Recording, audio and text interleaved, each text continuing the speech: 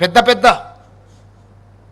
విదేశీ పెట్టుబడులు వచ్చిన ఢిల్లీ నగరం ఈరోజు ఆ నగరం వల్ల ఈరోజు ఆ నగరంలో జనజీవనం స్తంభించింది.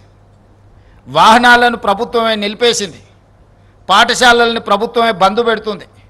ప్రభుత్వ కార్యాలయాలనే ప్రభుత్వం సెలవులు ప్రకటిస్తుంది. పార్లమెంటు కూడా సెలవులు ప్రకటించవలసిన పరిస్థితి వచ్చింది.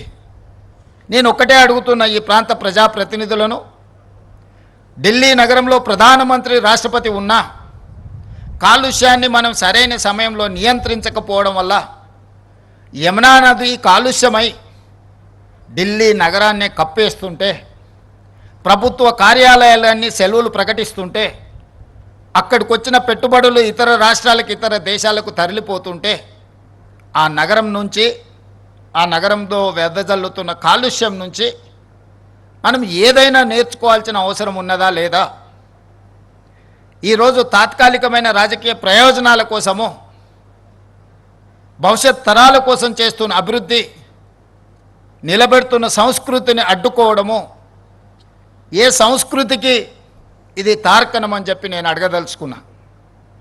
ఈనాడు ఈ మూసీ నదీ పరివాహక ప్రాంతంలో మూసీ నదిని ప్రక్షాళన చేయడం ద్వారా మూసీ నదీ పరివాహక ప్రాంతంలో మన విశ్వాసాలైన మనం ఆచరిస్తున్న హిందూ మతం కావచ్చు, ముస్లిం మతం కావచ్చు, క్రిస్టియన్ మతం కావచ్చు, లేదా సిక్కులు ఆచరిస్తున్న మత విశ్వాసాలు కావచ్చు, హైదరాబాద్ నగరం మత సామరస్యానికి ఒక వేదిక.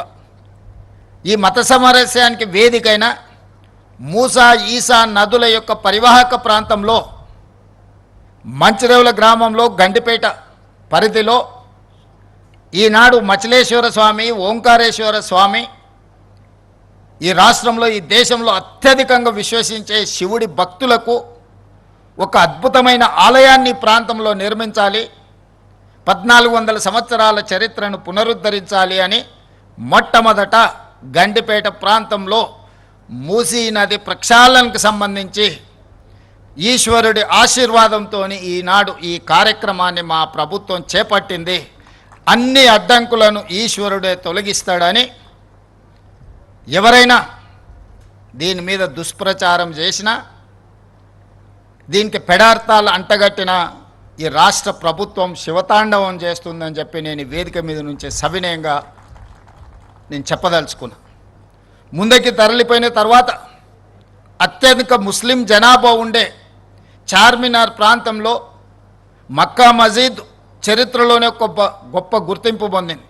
ఆ ప్రాంతంలో ఒక అద్భుతమైన మసీదును నిర్మించడం ద్వారా లక్షలాది మంది ముస్లిం మైనారిటీ సోదరుల యొక్క మత విశ్వాసాన్ని చురగొనే విధంగా, ప్రార్థనలు చేసుకునే విధంగా మూసీ నది పరివాహక ప్రాంతంలో ఒక అద్భుతమైన మసీదును కూడా మనం నిర్మించాలనుకుంటున్నాం.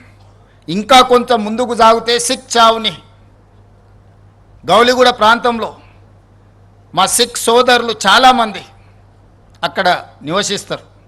ఆ ప్రాంతానికి ఒక చరిత్ర ఉన్నది.